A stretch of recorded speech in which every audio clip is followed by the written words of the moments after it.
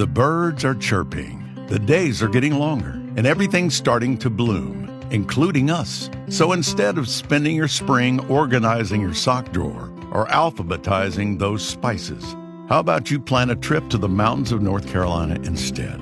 We guarantee it will be more rewarding because the best way for us to get back is for you to come back. Now that's sure to put a spring in your step. See what I did there? For real. Visit North Carolina. This episode is brought to you by Shopify. Upgrade your business with Shopify, home of the #1 checkout on the planet. Shop Pay boosts conversions up to 50%, meaning fewer carts going abandoned and more sales going cha-ching. So if you're into growing your business, get a commerce platform that's ready to sell wherever your customers are. Visit Shopify.com to upgrade your selling today. At the height of the campus protest over the Israel-Hamas war, my colleague Ellie Ree visited several colleges to talk with students and to get a sense of the mood on campuses. There's tension at hundreds of colleges across the U.S. At Tulane, a fight broke out after someone tried to burn an Israeli flag. And one of the students that she talked with was a doctoral student at Cornell named Mamadou Tal. There's a lot of concern that pro-Palestinian students are pro-Hamas and pro-terrorist tactics, going all the way up to national politicians. Is that true? Absolutely not true. My condemnation is inconsequential. I think it's quite racist, Islamophobic, that before I'm allowed to have a view on genocide, I have to condemn a terrorist organization. So this interview is from November 2023. This was less than a month after the Hamas terror attack against Israel that killed more than 1,200 people. When Israel retaliated, bombarding the Gaza Strip and creating this humanitarian disaster, Mamadou Tal was among those thousands who protested on college campuses. In my lifetime, it may never change, but I feel encouraged because at the end of the day, I feel like we are on the right side of history and I can go to bed quite comfortably. But today, that bed is no longer in the United States. Tal was attending Cornell on a student visa. He grew up in London and his family is from the Gambia and Senegal. Because of his protest activity, the State Department just a few weeks ago canceled his student visa and told him to surrender to Immigration and Customs Enforcement. He tried to fight it in court. He lost. So this week, rather than be arrested by ICE agents, he decided to self-deport.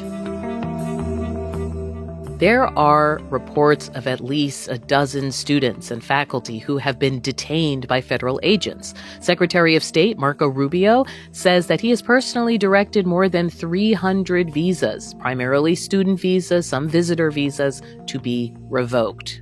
If you invite me into your home because you say, I want to come to your house for dinner, and I go to your house and I start putting mud on your couch and spray painting your kitchen, I bet you're going to kick me out.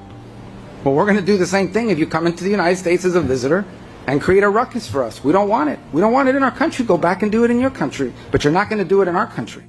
So today we're asking, how does this happen? How can the government detain legal immigrants without charges? How is this affecting students and faculty at campuses around the country? And who is challenging the government over potential First Amendment violations for punishing people who say things that the administration labels a threat? I'm Audie Cornish, and this is The Assignment.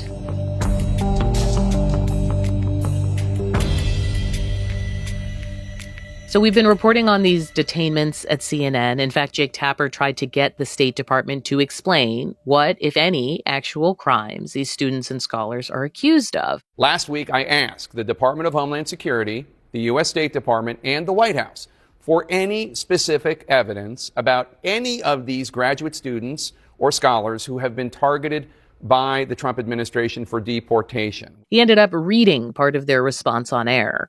We can confirm that every individual who has had their visa recently revoked by this administration has displayed problematic behavior that would have made them ineligible for a visa if they would have disclosed this information during the vetting process. The U.S. government is now revoking their visa retroactively to ensure we're taking deliberate actions to protect our communities and campuses, unquote. So in other words, there are no specific charges. One of the academics targeted by the Trump administration's policy is Dr. Badr Khansouri. He's a scholar at Georgetown, an Indian national. He's here in the States on what's called the J-1 visa, which is for people studying or doing research. In March, ICE came to his house in Virginia. Again, no charges have been filed, but Consori has been accused of posing a threat to national security. That J-1 visa, it was revoked, which allowed the government to send him to a detention center in Louisiana. One of the first reporters on the story was a student, a senior at Georgetown. So I was sitting at home in my off-campus house. I was talking to one of my roommates, and our managing editor at The Voice, Eddie, sends me a text being like, "Have you seen this?"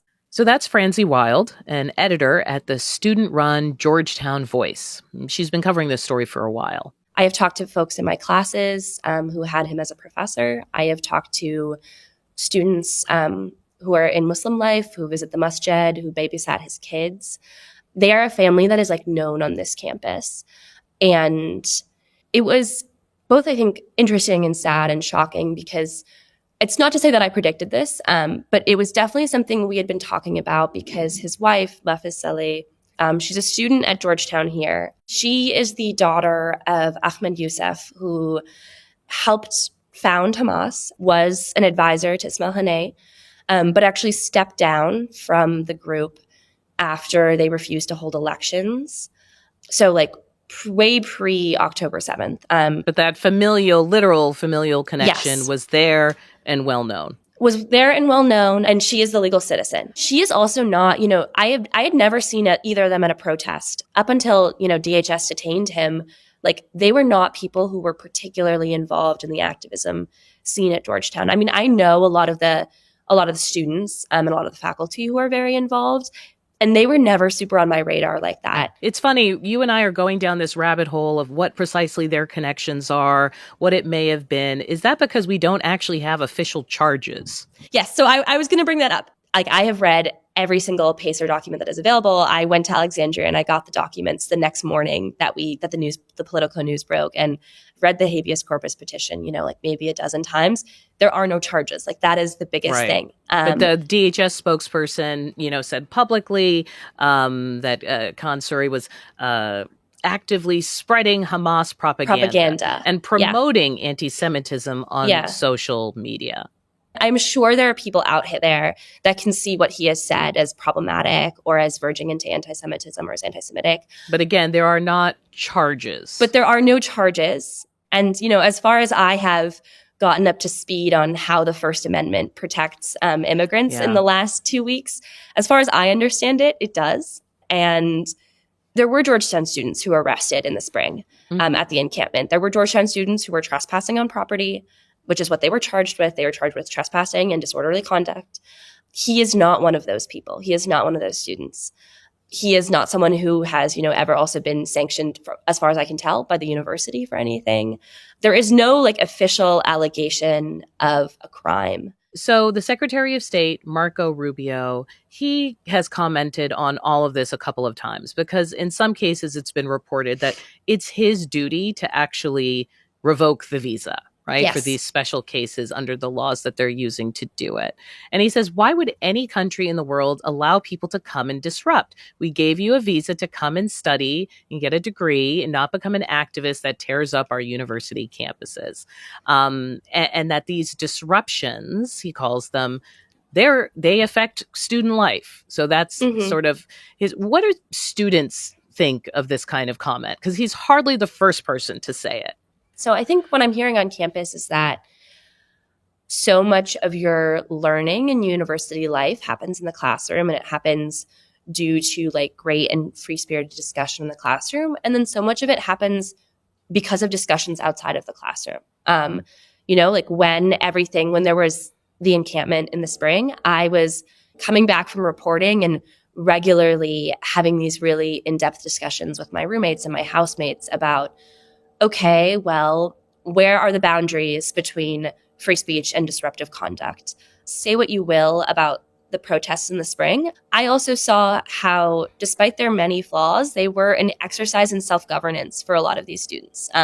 They were, trying to figure out how to negotiate with authority. And, for the 14 days that the kids at Georgetown and at GW had their encampment, they were also trying to figure out how to govern themselves in a way. And there were certainly a lot of mistakes, and it certainly was also disruptive to the rest of campus. But there was also learning happening there. And I think that to say that this is all categorically and like antithetical to the mission of the university is, I think, not to like entirely understand how a university ecosystem functions.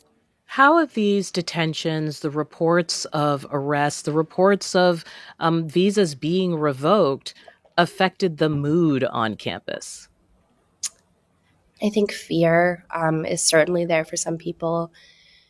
So I know students who have canceled their trips home because they're afraid about not being let back in the country. And again, these are people who didn't even really participate in any kind of protest. I know students who are also really afraid, for example, of speaking to campus media, of giving, kids who were previously willing to go on the record with their first and last name and school and class year, who now will only give us a first name. And we should say, Francie, we called several other campus news organizations, and they did not want to speak. So I don't want to put you on the spot here, but you're doing something that other people are actually even worried about doing.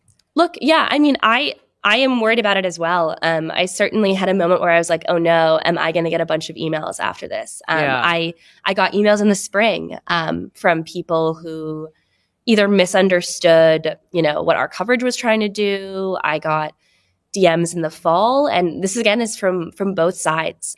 One of the things that is the backdrop to this is the Trump administration has a program called Catch and Revoke, where they use like AI and surveillance to data scrape and figure out what people are posting online. Yeah. Are students in general nervous?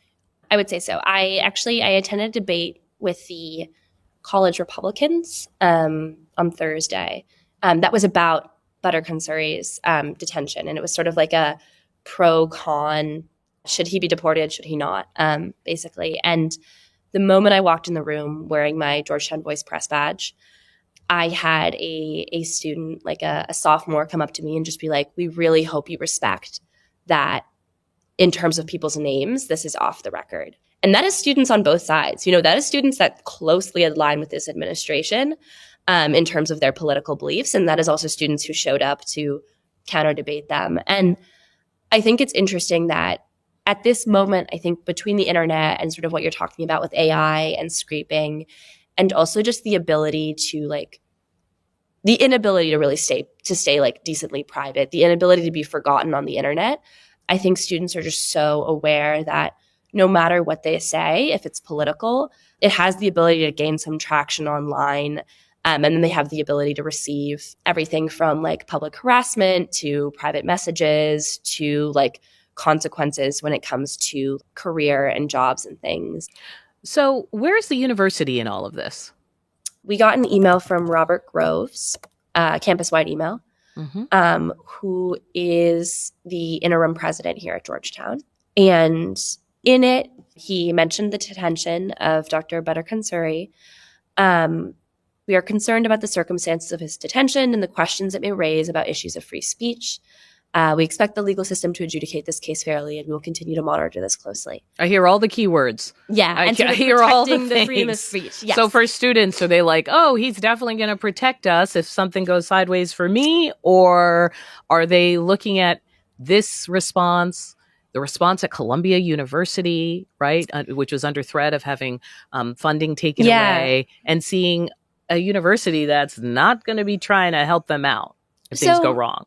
I think there is maybe a little bit more faith at Georgetown. I think that the Jesuit tradition also changes things. Yeah. In what way, though? There's lots of conservative Catholics. So you just mean with the Jesuit tradition of education, or I think with the Jesuit activism? Tradition of education, the Jesuit tradition of social justice. I think also it's maybe more students are thinking about like, okay, Georgetown's calculation to the Trump administration is a little bit different than Columbia's calculation to the Trump administration, because Georgetown can say that its decisions are based on Jesuit and Catholic values, and that it makes these decisions based on its Catholic faith and mission, and that is seen differently by the Trump administration than maybe a university making decisions based on like a secular code of values. Is this having, all of this tension having a broader effect on students? Yeah. Or is this kind of outside of what people are thinking about? a common theme is like, it is not a great time to be a graduating college student right now. It feels like there's a lot of things coming down on you. And I think certainly also for students who are here on student visas, that fear is like much more acute. And, this is going to get very personal. My dad is a college professor and he's also a green card holder. And he just actually canceled a work conference outside of the country because he was like a little bit, just had talked it over with his immigration lawyer and was like a little bit worried. So wait a second. Sorry. You did what we called buried the lead. I shouldn't have buried the lead there, but yes. Okay, but that's important because this means that this story hits home for you in a different way. I mean, your dad being a green card holder, in a way, that is not a meaningful distinction anymore to this Trump administration.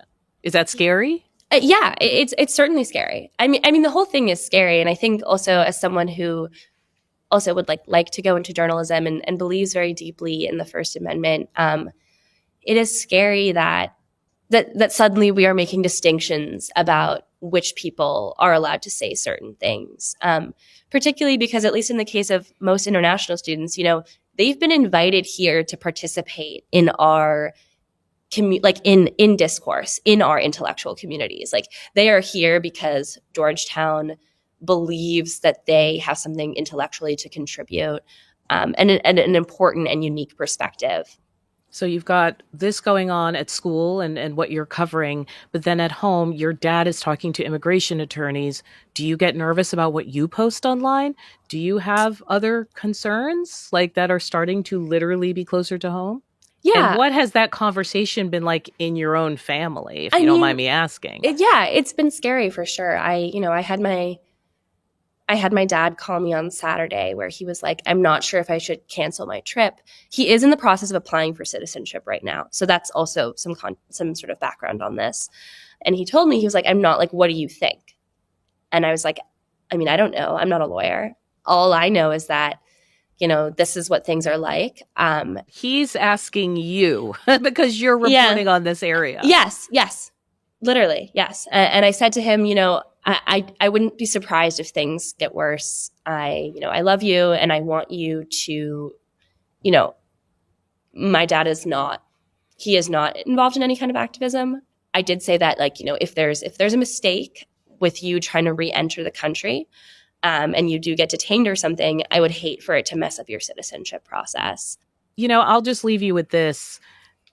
This thing that you have inside you that's driving you to continue to cover this story, listen to it, and you don't have to hold it at arm's length. Because it's a sobering moment when your own parent has to ask you, and I come from an immigrant family, and this has happened, where your parent has to ask you, what do you know about what my rights might be? Yeah. No, it's really scary. And I'm certainly also very grateful that he is still very proud and supportive of me wanting to do journalism and me wanting to try and tell these stories. He's like, I want you to also keep doing this work. I want you to tell this as accurately as possible. Tell this with as much of an eye for understanding also who these people are. And I think that is something that I've certainly also been approaching Dr. Kansari's, the reporting on him.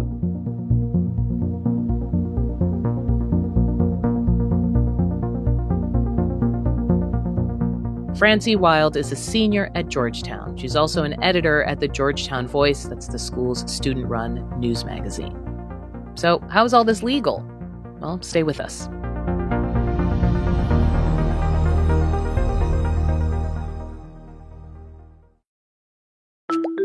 Hi, this is Debbie, your Blinds.com design consultant. Oh, wow. A real person. Yep, I am here to help you with everything, from selecting the perfect window treatments Well, I've got a complicated project. Oh, not a problem. I can even schedule a professional measure and install. We can also send you samples, fast and free. I just might have to do more. Oh, okay. So the first room we're looking at is for guests. Shop Blinds.com now and save up to 45% site-wide. Blinds.com. Rules and restrictions may apply. This episode is brought to you by Progressive Insurance. Do you ever find yourself playing the budgeting game? Well, with the Name Your Price tool from Progressive, you can find options that fit your budget and potentially lower your bills. Try it at Progressive.com. Progressive Casualty Insurance Company and Affiliates. Price and coverage match limited by state law. Not available in all states.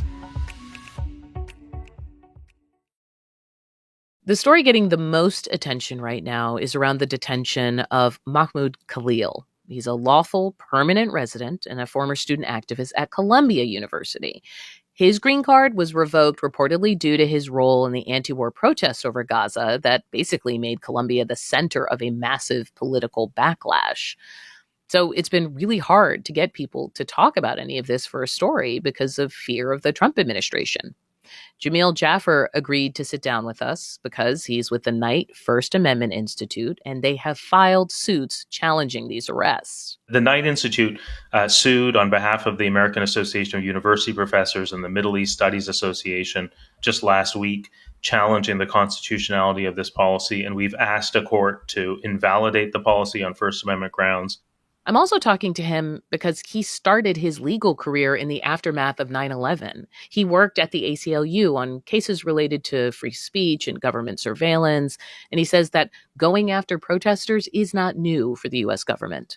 During the Vietnam War, the Army used to track anti-war activists by cutting out newspaper articles in which they were quoted or in which their particular advocacy was described.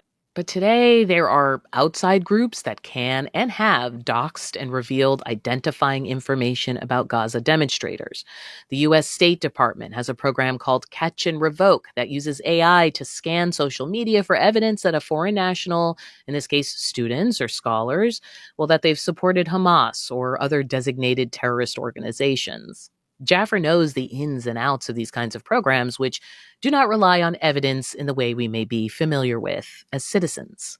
Yeah, so the Trump administration is not alleging that these students and faculty engaged in criminal conduct. They are not alleging that these people engaged in conduct that renders them inadmissible to the United States independently.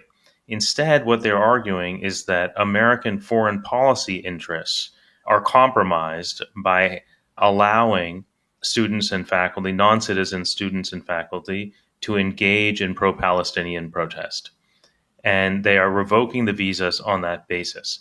Now, I don't know that that's true in every single case because they haven't cited a justification in every single case. But in the cases for which they've cited a justification, their justification seems to be foreign policy is compromised. And there is a provision of the 1952 Immigration Act, the McCarran-Walter Act, has a provision that allows the Secretary of State to revoke a person's visa if he concludes that it undermines American foreign policy to give that person a visa.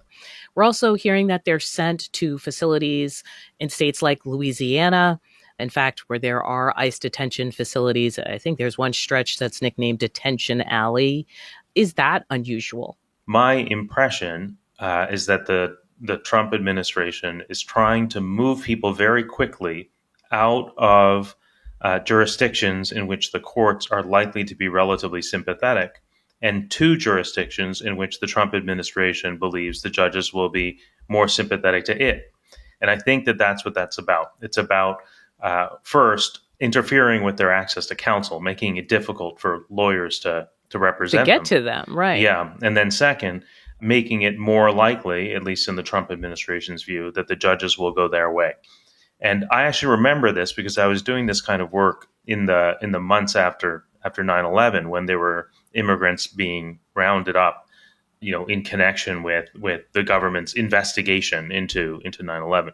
And it turned out that none of these immigrants had anything to do with 9/11. But at the time, the Bush administration was saying, this is all about the 9/11 investigation. Right. It's not the first time we've seen that particular tactic. There have been universities like Columbia, correct me if I'm wrong, which provided protest footage, for instance, to ICE in past cases. We know it's a very mixed bag in terms of colleges and universities letting ICE officials come onto campus. But what's your sense of how universities are responding? Obviously, Columbia, concerned about having other kinds of funding revoked. But could colleges be doing more? Yeah, well, so in general, I've been, really dismayed, and I don't think I'm the only one, by the way that universities have responded to the Trump administration's threats. The Trump administration is making a much broader range of threats to universities, not just, we are going to deport your students, but also we're going to deprive you of funding.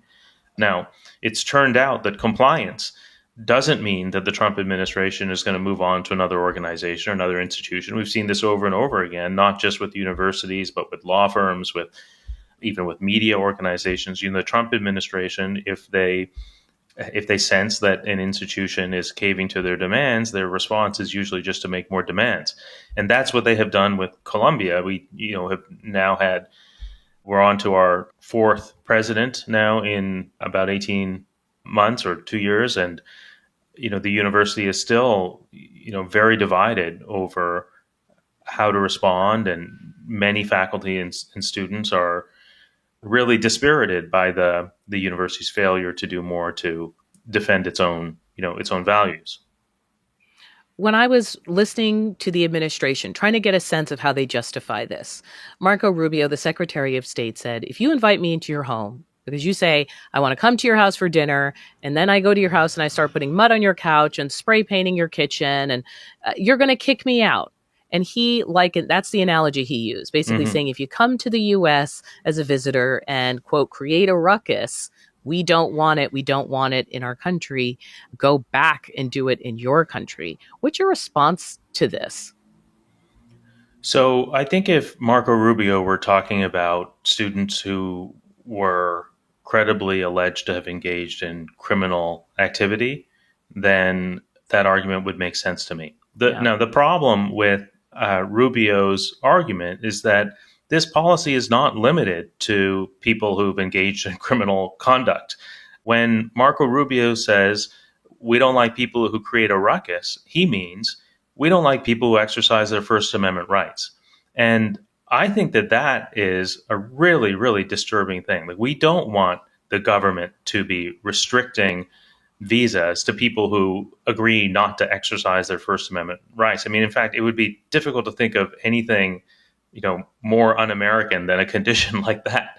Although when I think about when I covered the South and covered activists in the civil rights organizations, how they were surveilled by the FBI. You and I you started just around after 9/11. So did I as a journalist. And I remember every security person would tell me about a mosque where the imam was saying X, Y, and Z.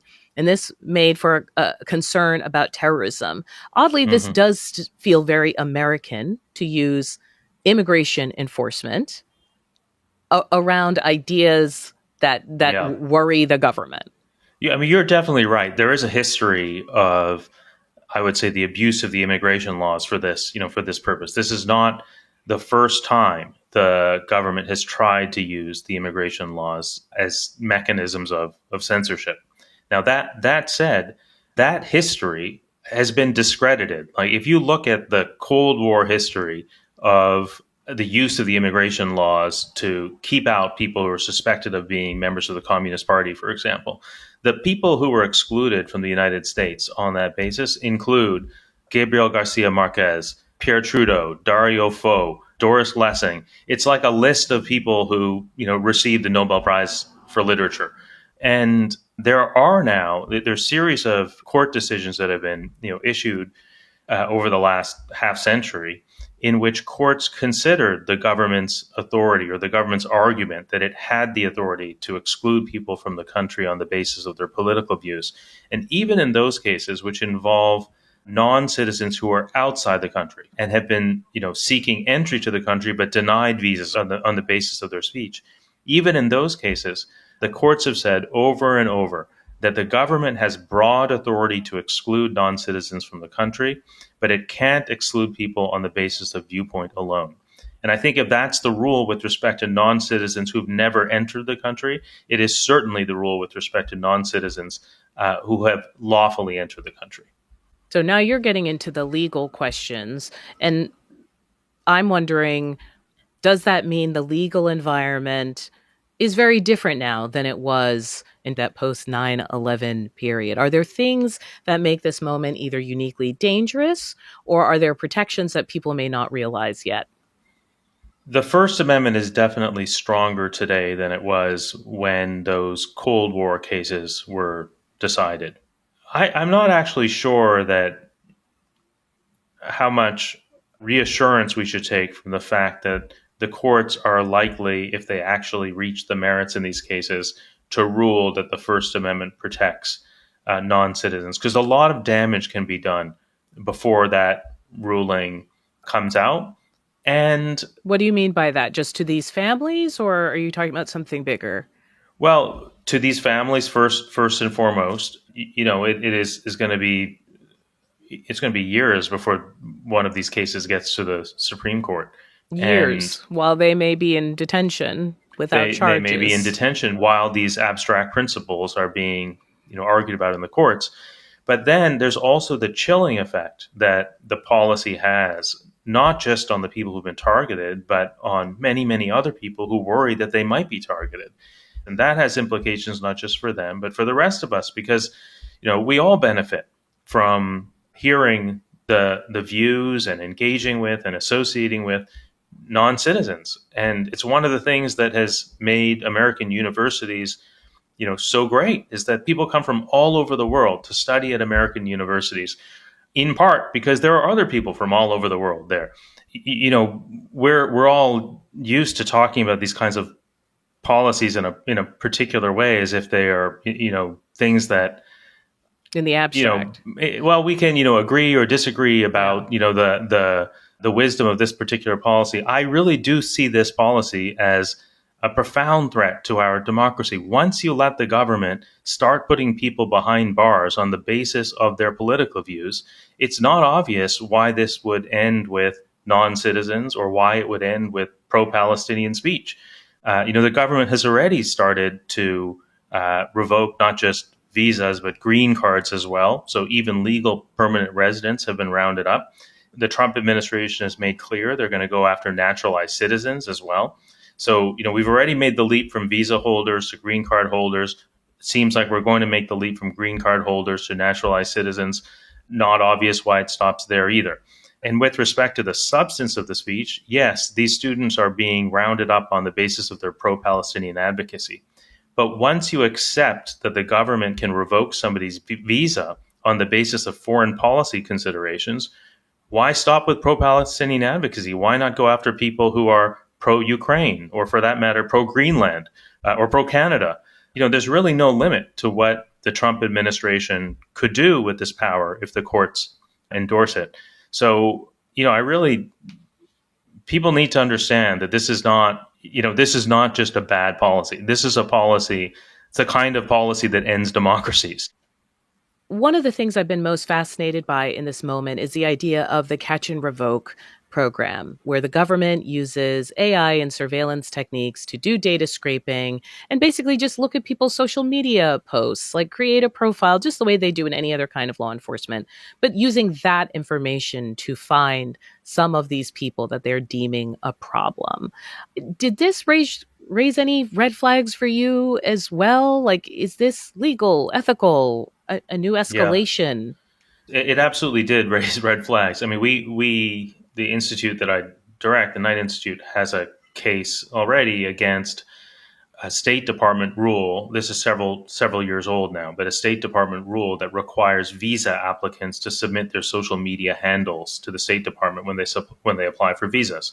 So if you're applying for a visa from abroad now, you have to list on your visa application all of the social media platforms that you have an account on, and provide the government with your social media handles to facilitate government review of your social media activity.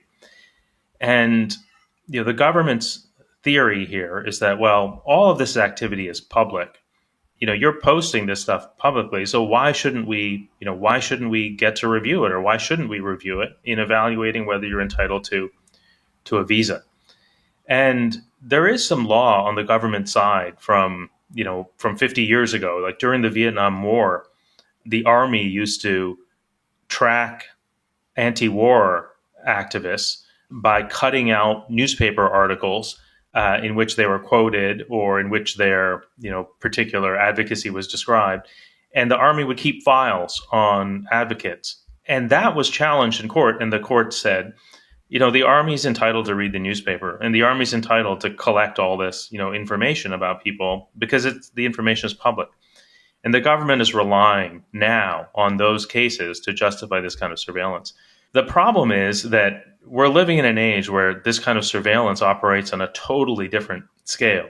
It's one thing to clip newspaper stories, and it's another thing, to follow somebody like literally 24/7 on every social media platform that they're part of and track all of their speech. Now, I think there are multiple problems with this. One is that this is surveillance on a really grand scale, that if you allow government agents to track what a person says and does on social media kind of on an ongoing basis, it's going to have a real impact on people's willingness to use these tools in the first place. Like, everybody understands that if you post something publicly, there's the possibility that somebody's going to see it. I mean, that's the point of posting it publicly.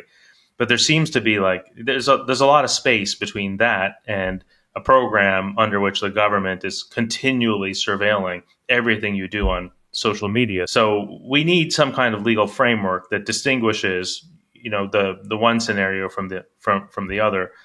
But then the other thing is, what's the government looking for here? So with the catch and revoke policy, the way they described is that they're looking for evidence that people are hostile to American values. And, if you're empowering relatively low-level government officials to engage in that kind of censorship, I think is the right way to describe it. I mean, surveillance, but ultimately with the point of, denying visas to people who engaged in particular speech. You're giving them really, really broad authority, discretionary authority. Never mind if it's just AI, right? Right, and then it may not even be a consular official. What are you going to be listening for in the coming days and months when it comes to these students, faculty members who have been detained, when it comes to these people who had some kind of legal status or documentation and they have had that revoked and been detained? Well, the Knight Institute sued on behalf of the American Association of University Professors and the Middle East Studies Association just last week, challenging the constitutionality of this policy. And we've asked a court to invalidate the policy on First Amendment grounds. But also, I hope we will see a lot more support from the universities than we have so far. If you imagine that the government came to a university like Columbia or Harvard or Georgetown and said, we're going to take some books off your shelves for foreign policy reasons, the universities would be up in arms. They would have been in court 10 seconds later. Now the government is coming to them and saying, not we're going to take some books off your shelves, but we're going to take some of your students away. And the universities, I mean, first of all, I think that they have a kind of moral duty to defend their students. But even setting that aside, this is a huge injury to their own autonomy. If there's one thing that universities get to decide, it's who is part of their community. And the government is saying, on foreign policy grounds, you can't have this student. And the university should be doing a lot more than they have been to defend the students and defend their own values.